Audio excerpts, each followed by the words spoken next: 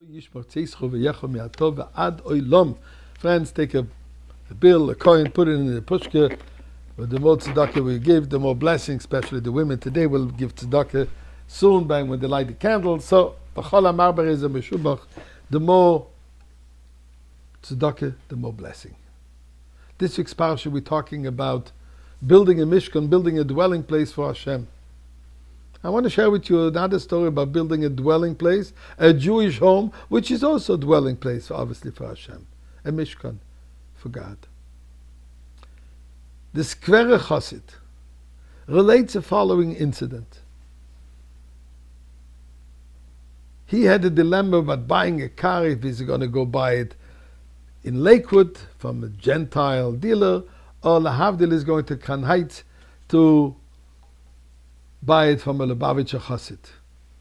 As he was thinking about it, these two options, suddenly another fellow walks in there to the shul where he was sitting and says, let me tell you a story of the Lubavitcher Rebbe. Says, suddenly now what I'm thinking about, where do I go, to Lakewood, to a Gentile, or to Lahavdil, to Lubavitcher Chassid in Khan Heights? The fact that you're telling me a story of the Lubavitcher Rebbe is for me a sign from heaven that I should go deal with this Lubavitcher Chassid, and I decided, yes, I'm going to go buy from him. But what's the story? He says the following. A bacher, a young man, a little already more advanced in age, more than the usual time where a Hasidic boy would get engaged, and it didn't happen, so he went to ask a bracha, a blessing from the Rebbe, the famous Sunday lines, the famous Sunday blessings and dollars the Rebbe would give, and each one who passed by had another story. He comes in front of the Rebbe and asks the Rebbe for a blessing, and the Rebbe answers him in the most unusual of responses. He quoted a verse in Torah where it says, Moshe Rabbeinu is telling the Jewish people, Ki korei v'lecha hadover ma'ot, which means, it is very near to you. In fact, this verse is the basis of the entire Tanya.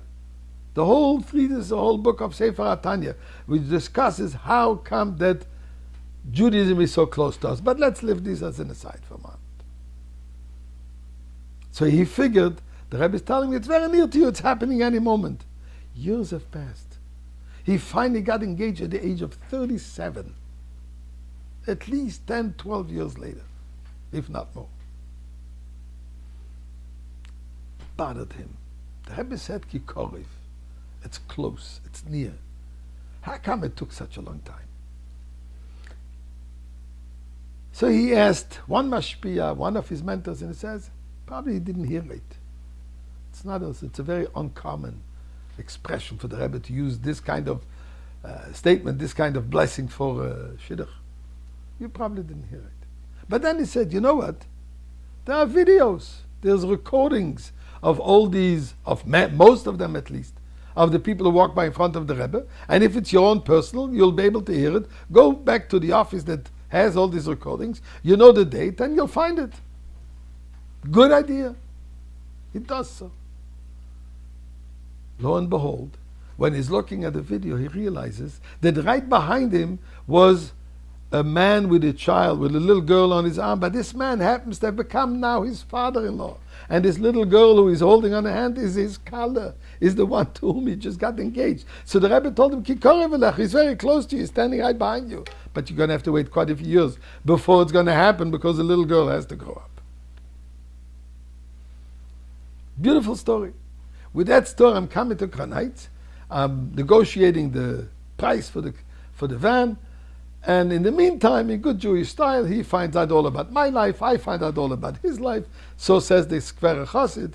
And I found out that he has a son, a shlich in one place, a daughter somewhere else. And he also has an older son who is still not engaged, who is also on shlichus somewhere.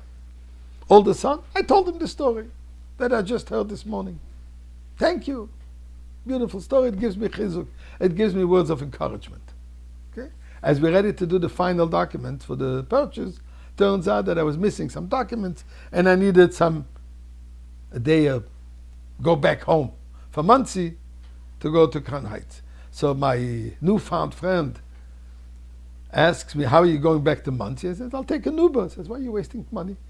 I have here, take my van. I don't need it right now. Take it, go home, come back. When we'll sign for the papers and bring me back the van. I couldn't refuse.